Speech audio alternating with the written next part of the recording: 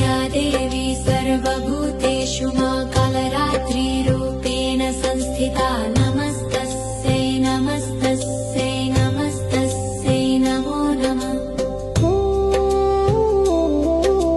या देवी सर्वभूतेषु मां कालरात्रिरूपेण संस्थिता नमस्तस्यै नमस्तस्यै नमस्तस्यै नमो नमः। या देवी सर्वभूतेषु मां कालरात्रिरूपेण संस्थिता नमस्तस्यै